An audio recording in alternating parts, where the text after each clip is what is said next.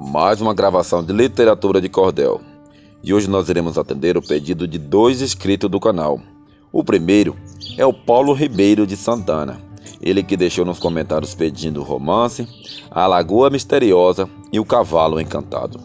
Também o nosso amigo aí, o Eduardo Baiano, também deixou nos comentários pedindo o romance A Lagoa Misteriosa e o Cavalo Encantado. Portanto, hoje nós iremos atender o pedido de nossos amigos aí, tá bom? Mas antes eu quero pedir para você que ainda não está inscrito, se inscreva no canal. Clique nesse botãozinho vermelho aí, inscrever-se.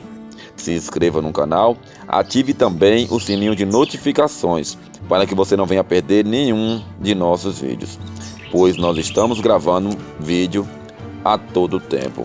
Não se esqueça de deixar o seu like, tá bom? O seu joinha é muito importante para nós. Assim, o YouTube entenderá que você está gostando dos nossos vídeos e também recomendará para que outras pessoas possam ver, tá bom? De Enéas Tavares dos Santos, A Lagoa Misteriosa e o Cavalo Encantado. Minha pena versejante, muita história tem escrito, por isso estou caprichando, a fim de ser mais perito, escrevendo para o povo romance bom e bonito.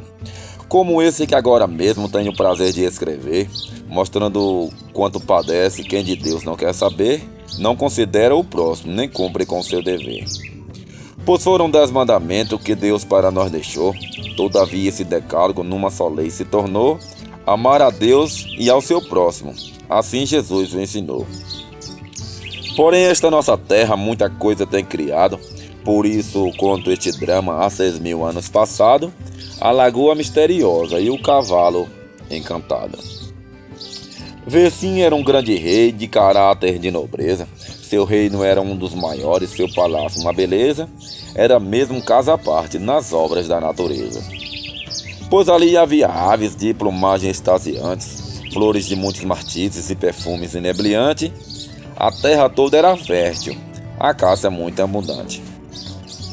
Viam-se imensas florestas demarcando os horizontes, um rio sobre o qual há diversas pontes, as águas potáveis e finas jorravam de fonte em fonte. A praça em frente ao palácio era muito bem cuidada, cheia de bancos de mármore, por palmeiras circundadas, e um parque de diversões divertia a garotada. As campinas verdejantes, o gado bem gordo e forte, não havia um habitante que se queixasse da sorte, quase ninguém ali tinha lembrança da morte.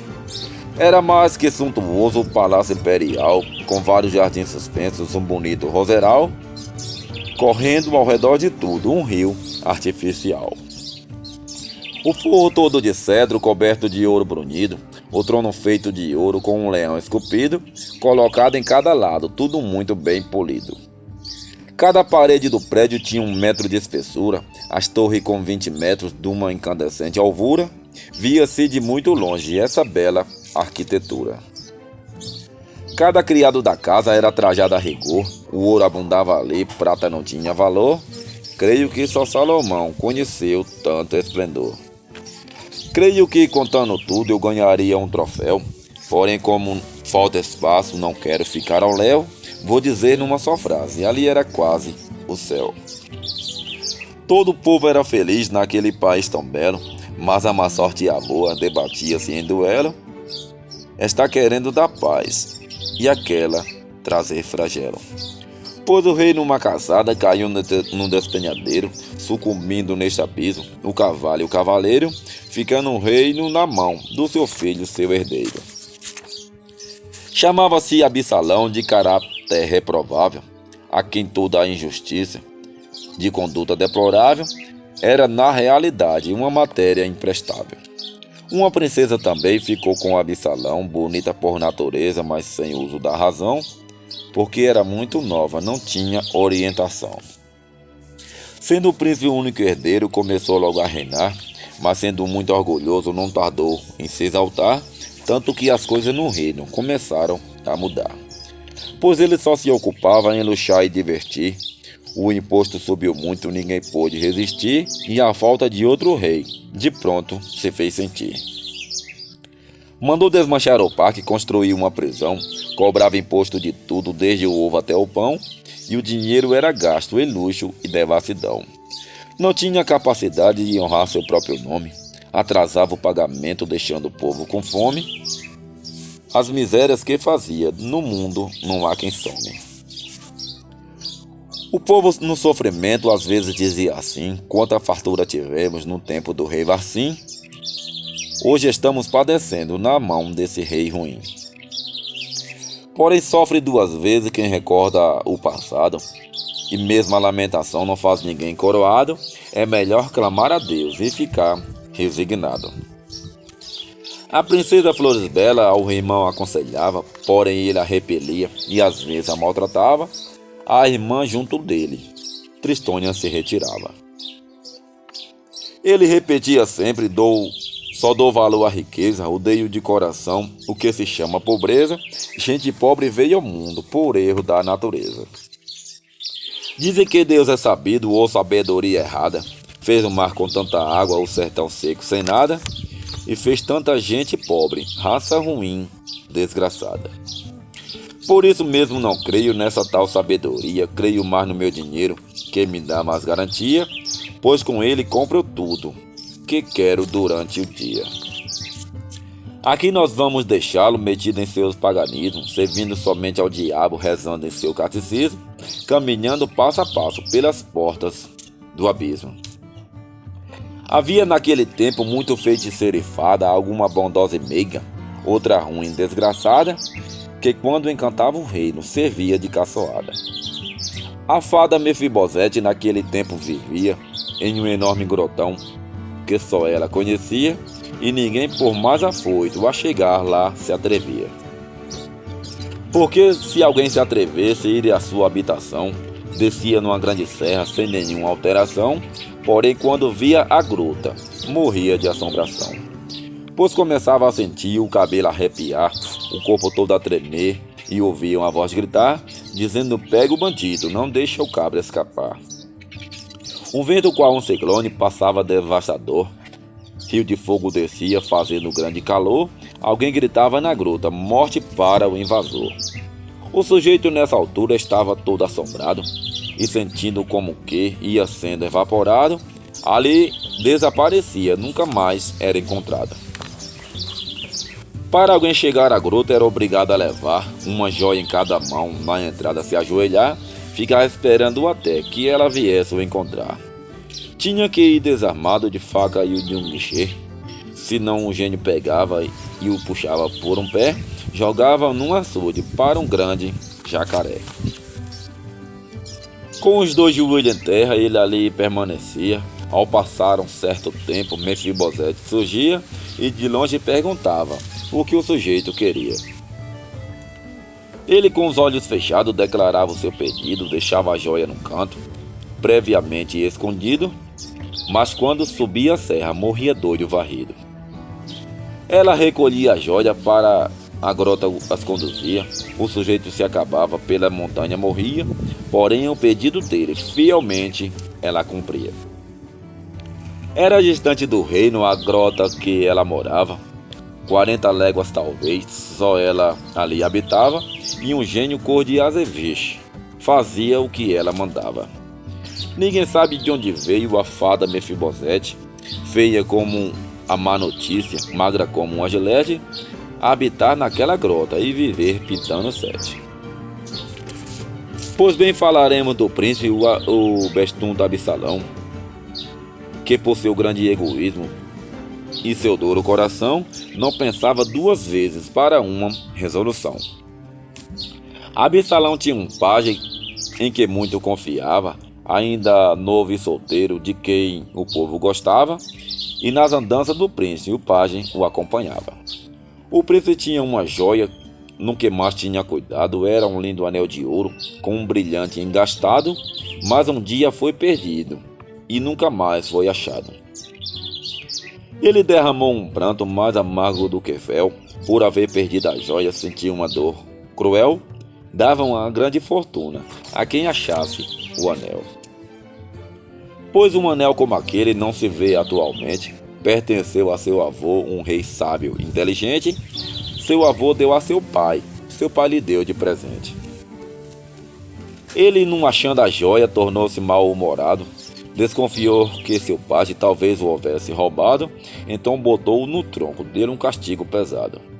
De pés e mãos amarradas e perto dele um algoz, que com um chicote na mão de couro com muitos nós, ia paulatinamente dando-lhe um castigo atroz. Passaram-se 12 dias neste castigo tremendo, com o corpo retalhado e muito sangue descendo, lágrimas largando tira de couro, e o pobre se maldizendo. Mas depois de 12 dias, como nada foi provado, o príncipe soltou o pajem, porém ele, indignado, jurou que a qualquer custo havia de ser vingado. Com as feridas na costa e passando na lembrança, arranjou algumas joias e partiu com a esperança que a fada Mefibosete faria sua vingança. Viajou 2 semanas sofrendo dores cruéis, o sol queimando a cabeça, espinho furando os pés, levando em uma sacola um colar e 2 anéis. Parecia uma figura dessas de marionete. Saiu a 2 de setembro e no dia 17 ele chegava na gruta da fada Mefibosete. Escolheu um bom lugar, nele a joia colocou, afastou-se da coluna e lá no chão se ajoelhou. Com quase 20 minutos, Mefibosete chegou. Depois de apanhar as joias, ela se encaminhou, perguntou-lhe o que queria. Ele primeiro contou o castigo que sofreu, a vergonha que passou.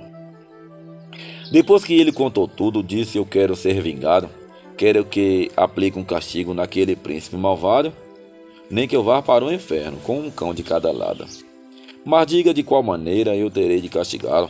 Faça o povo virar pedra, e para mais maltratá-lo, vire o palácio em lagoa e o príncipe vire em cavalo. Vire o rei numa floresta escura e mal assombrada. Tenha a lagoa um mistério, que ninguém tome chegada. Faça o trabalho bem feito, não tenha pena de nada. Seja o cavalo valente, arrisco e muito ligeiro, que não coise inadentada em frente de qualquer guerreiro e enfrente qualquer perigo, sem precisar cavaleiro. Disse a fada: muito bem, seu tempo terminou. Pode então se retirar. O rapaz se levantou, mas adiante sumiu-se. Ninguém sabe onde ele entrou. A fada Mefibosete preparou uma poção, deu-a para o gênio e disse: você tem a permissão para encantar todo o reino que pertence a Absalão. A poção dessa panela chegue no reino e derrame. Não tenha pena de nada o que pertence àquele infame. Se encontrar dificuldade, logo por meu nome chame.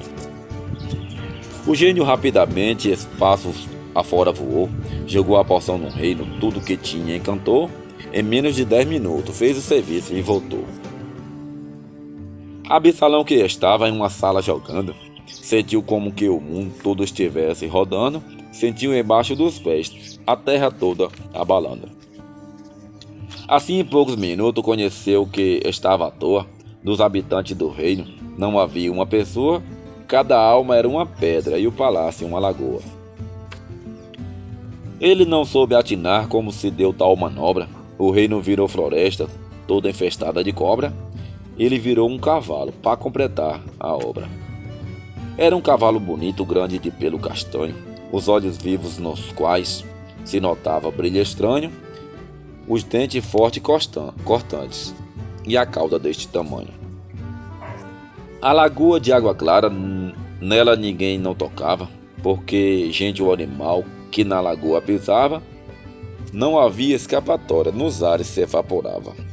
Só o cavalo podia nessa lagoa pisar, e mais nenhum outro ser nela podia tocar, e tentar seria o fim, ninguém podia escapar. Se o cavalo entrava na luta e vencer não conseguia, logo entrava na lagoa, tudo desaparecia, para reaparecer na manhã do outro dia. Para vencer o cavalo não havia uma pessoa, pois precisava evitar que ela entrasse na lagoa, mas é que Mefibosete não fazia nada à toa. Porque aquele cavalo, para ser desencantado, havia de ser ferido e seu sangue derramado, e não pisar na lagoa, para então ser derrotado. A fada deu-lhe uma sentença que se um dia ele lutasse, e chegasse a ser ferido, seu sangue alguém derramasse, ele perdesse o poder e tudo desencantasse. Porém, quando ele lutava, mordia e dava patada, ligeira igualmente a um raio, em tempo de trovoada, com um pequenino coice, quebrava qualquer espada. E pegava o inimigo nos dentes e o sustentava, sacudia na lagoa, e o pobre se evaporava, nunca mais aparecia, ninguém não sabe onde ele entrava. A princesa e suas damas ficaram petrificadas, igualmente a todo o povo, na lagoa mergulhada, somente as águas nas fontes ficaram inalteradas. Foi o povo castigado, sem castigo merecer, de quebrar o encanto ninguém mais tinha poder, que a fada Mefibosete botou foi pra valer. Desse reino florescente só restou mesmo o boato, o palácio era lagoa rodeada de mato, e assim por muitos anos ficou no anonimato.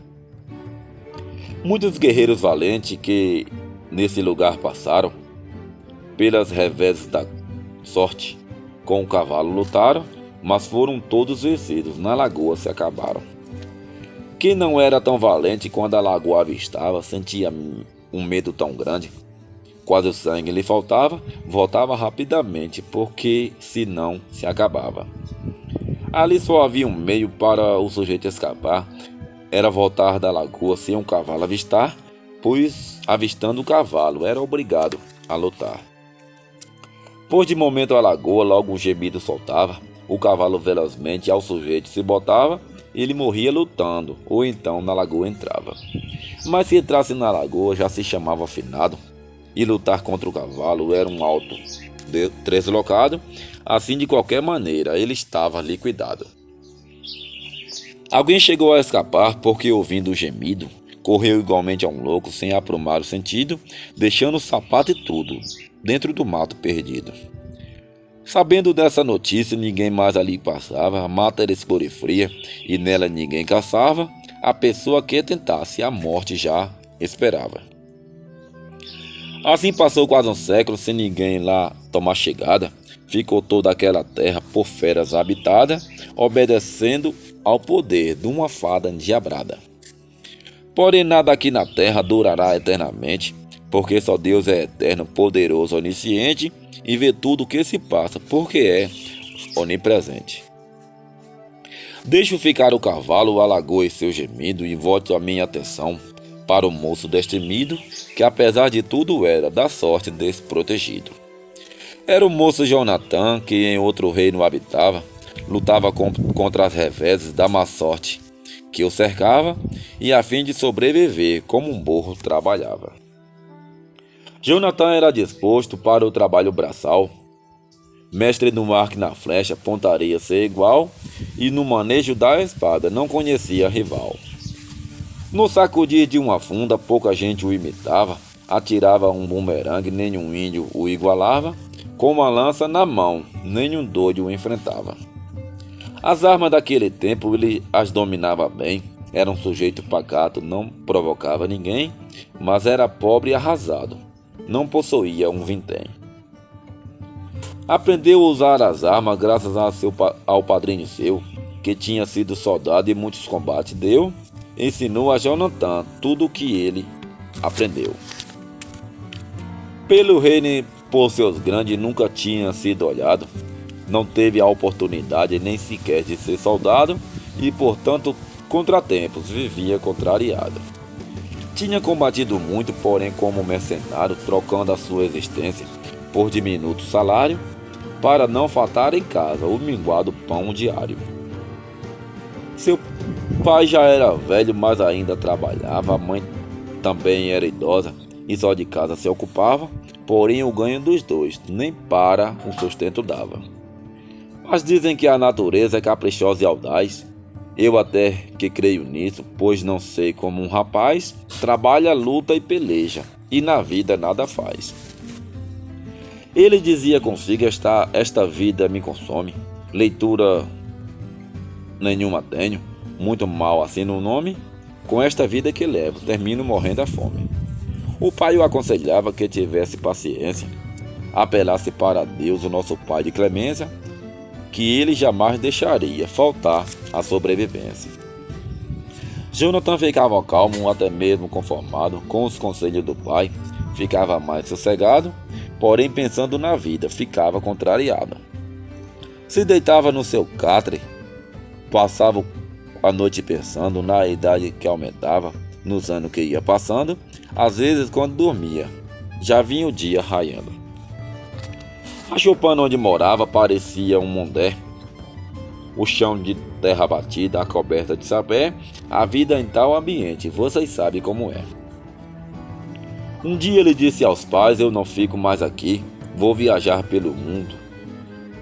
Um dia aqui, outro ali, ou melhor, minha vida, ou me acabo por aí. Quero a bênção de vocês para poder viajar. O mundo é um bom colégio e nele eu hei de encontrar um professor que me ensine, dá má sorte eu escapar. O Senhor vá trabalhando como a força permitir. Eu irei de mundo afora, mas um dia eu hei de vir. Em breve a felicidade para nós há de sorrir. Não quero que fique triste nem também a lamentar. Fique rezando por mim, para o bom Deus me ajudar, porque se eu não morrer logo, um dia eu hei de voltar. Alguma roupa que tinha, um saco colocou, pôs na bainha a espada e na cinta pendurou. Depois de abraçar os pais, do mundo afora rumou. O velho ficou tristonho olhando para a estrada. A velha também ficou num banco tosco, sentada, só pensando em Jonathan, chorando desconsolada. Jonathan, triste também, sua viagem seguia. O dinheiro que levava era uma pouca quantia. A comida da sacola deu para o segundo dia. Viajou 14 meses aqui e ali trabalhando.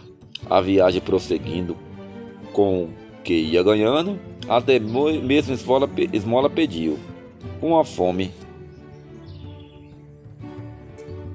o acossando. No fim dos 14 meses deu uma errada tamanha, que chegou a dizer aqui, terminou minha façanha, mas avistou um casebre no sopé de uma montanha. Ele, vendo tal casebre, ficou um pouco animado, para lá se encaminhou.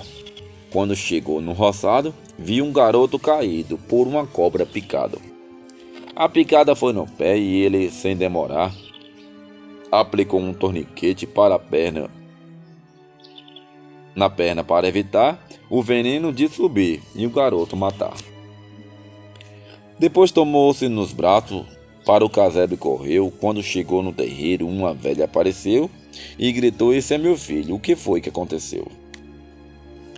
Jonathan disse à vovó: eu encontrei-o caído, uma serpente o mordeu, ele está muito abatido, creio que não morrerá, se for logo socorrido. Ela pegou o menino e em uma cama o deitou, foi ver um contraveneno, na boca dele aplicou, cuspiu no lugar picado e logo se levantou. Disse a velha a Jonathan: meu filho vai escapar, mas tudo eu devo a você que procurou o salvar, por isso de hoje em diante estou pronta a lhe ajudar. Sente-se aí nesse banco que eu vou fazer um jantar. Sei que você vem de longe cansado de viajar, a sorte não o protege e você vive a penar. O seu nome é Jonathan, isso eu tenho decorado. Sua mãe é muito velha, o seu pai, pobre e coitado, é muito velho também, trabalha por ser forçado. Você saiu pelo mundo procurando remissão, até aqui só achou a tristeza, a ingratidão. De hoje em diante vai mudar a sua situação. Jonathan disse consigo: eu estou encurralado, a velha não me conhece e com todo o meu passado eu vou ser muito feliz, ou então estou derrotado. Jantou e depois deitou-se num colchão já bem surrado. Achou ser pouco incômodo, mas como estava enfadado, dormiu até que o sol já havia despontado. A velha veio dizer-lhe: vá logo o rosto lavar, depois venha para a mesa uma refeição tomar, pois eu sei que você hoje tem muito que viajar. Jonathan banhou o rosto na água do mangamela, depois sentou-se e comeu uma boa cabidela e também bebeu o leite que tinha numa tigela. Terminada a refeição, disse a velha Vá agora, tire um anelão que tem lá naquele samburá, bote ele no seu bolso, depois volte e venha cá. Ele cumpriu bem à risca toda a orientação. Chegou lá no samburá, agarrou o anelão, guardou-o dentro do bolso com grande admiração. Era um anel todo preto, parecendo enferrujado, tendo engastado uma pedra de um brilho incalculável, porém nem por todo mundo podia ser usado. A velha disse: esse anel era do meu bisavô, morreu há 600 anos, deixou para o meu avô deu a meu pai me deu, eu lhe dou. Porém, pelo amor de Deus, ouça bem o que lhe digo, se coloca ele no dedo só coloca ele no dedo estando em grande perigo, usando fora de tempo, sofrerá grande castigo. Estando em perigo grave, sem jeito de se salvar, bote então ele no dedo, que sem você esperar, tudo se rende a seus pés, e você vai triunfar. Mas se por mera vaidade você usar o anel, então a terra se abre ficando fogo cruel, você cai dentro e vai logo levar recado a Luzbel. Por isso é que esse anel há anos vive guardado, porque nunca apareceu um homem capacitado para pôr ele no dedo e não me causar cuidado. Disse o rapaz: sim senhora, seu conselho tomarei, estando em grande perigo no dedo a colocarei, porém não sendo preciso, saiba que nunca usarei. Disse a velha: muito bem, gostei de ouvir falar, mas se estiver em perigo e caso o anel falhar, pode chamar por meu nome, que estou pronto a lhe ajudar. Estando muito ferido ou mesmo quase morrendo, ou se algum inimigo na luta eu estiver vencendo, chama a fada bem me quer, que eu chego e lhe defendo. O derradeiro conselho receba e viva lembrado, se um dia arranjar fortuna para viver descansado, não se esqueça dos seus pais, que por você tem lutado. Pode prosseguir viagem, o que precisava eu fiz, dê-lhe o anel de presente, o que na vida eu mais quis, ouça bem os meus conselhos e você será feliz. Jonathan se despediu e seguia sua viagem, mas a noite alcançou, como não tinha hospedagem, ele entrou no mato e dormiu sobre a folhagem. Acordou bem cedo ouvindo o curiatã cantar, conheceu então que o dia acabava de raiar, foi fazer uma merenda para poder viajar. Porém, primeiro matou uma cobra sucuri, um tigre ainda estorrou, muito pertinho dali. Jonathan respondeu: venha, tenho que comer aqui. Uma brisa pura e mansa balançava o arvoredo, um riacho serpenteava pelo sopé de um rochedo. Jonathan ali sentado não tinha um tico de medo. Dizia o nome amedronto com bicho ou coisa encantada: não desafio o perigo, mas também não tema nada, pois eu tenho fé em Deus e no fio da minha espada. Depois de fazer a refeição, levantou e prosseguiu. Viajou sem descansar até que o dia caiu. Depois de ter merendado, entrou no mato e dormiu. Assim andou 4 dias, sem nada lhe acontecer. Quando foi no 5º dia, já perto de escurecer, entrou numa mata escura que lhe fez estremecer. Visto ser já quase a noite, ele então não prosseguiu, arriou sua bagagem e ali mesmo dormiu, tirou a noite de um sono, o que se passou não viu. De manhã, quando acordou, avistou perto um caminho, por ele saiu andando, sem ter pressa, devagarinho, dizendo: que mata é essa, que não canta um passarinho. Mas avistou muitas pedras, quase em toda a direção, parecendo com estátuas, umas deitadas no chão, outras em pé em um muro, como fortificação. Ele saiu caminhando, prevenido e com cuidado. Quando chegou mais adiante, saiu em um desencapado, avistou uma lagoa. Ficou muito admirado. Disse ele: agora eu vou lavar o rosto acolá, ou talvez tomar um banho, e botou-se para lá, mas ouviu uma voz a ele: pisou na água, morrerá. A lagoa é misteriosa, tocou nela, se evapora. Tem um cavalo encantado que chega lá, não demora. Se tem coragem, em frente, se não tem, vá embora. Jonathan disse: eu agora não desço mais desse trem. Quero ver este cavalo, qual a força que ele tem. Ou se desencanto tudo, ou me evaporo também.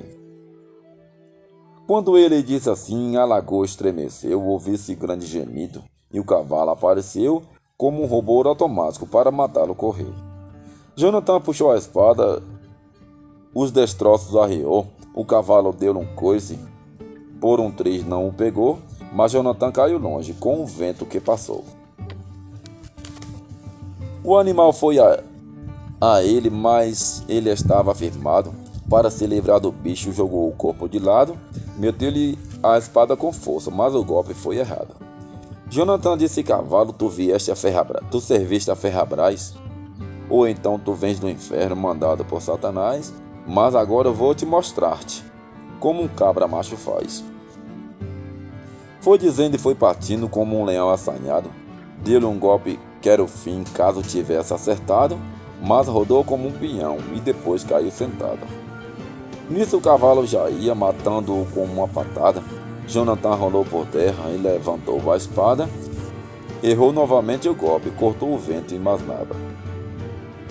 Pois o cavalo já estava 4 braços longe dele. Jonathan pensou: eu hoje dou um golpe certo nele. Ou ele acaba comigo, ou eu acabo com ele. O cavalo com a cauda deu-lhe uma grande lapada. Levantou a pata esquerda, deu-lhe tamanha patada, com uma força tão grande, que quase lhe quebra a espada. Jonathan disse: maldito, na luta eu sou animado. Hoje eu faço de você um bicho domesticado, depois coloco uma sela e vou passear montado. Aí partiu como quem desenganou-se do mundo, dizendo: eu hei de descobrir você de onde é oriundo. Deu-lhe mais de 20 golpes em menos de 1 segundo. Mas foram todos errados, pois o cavalo livrou-se, partiu como um cão danado. Jonathan disse: danou-se, e essa luta incomum aí generalizou-se. O cavalo foi a ele, aplicou-lhe uma dentada, mas Jonathan abaixou-se numa rapidez danada, perdeu somente o chapéu nessa grande abocanhada. Enquanto rendia a luta, a lagoa estremecia. De 5 em 5 minutos, grande gemido se ouvia, o cavalo se animava e contra o moço partia. Jonathan o esperava com a espada afiada, porque naquela batalha não tinha trégua de nada, pois o cavalo avançava de coice, popa e dentada. Jonathan, no meio da luta, viu que o cavalo firmou-se nas 2 patas traseiras e contra ele botou-se. Ele botou-lhe a espada, dizendo: a luta acabou-se. Virou-lhe um golpe dizendo: um grande roubo te faço, porém acertou no casco, chegou a bambear o braço. Nisso a espada quebrou-se, ficou só com um pedaço. Ficou ele desarmado, sem poder se defender, dizendo: não é possível eu dessa luta correr, mas estando desarmado, se não correr vou morrer. Nisso a lagoa gemeu e o cavalo relinchou, partiu para Jonathan como um raio.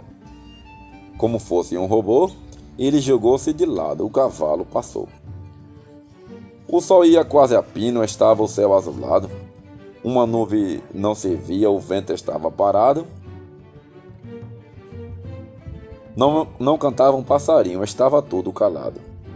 Jonathan estava aflito, mas ainda assim resistia.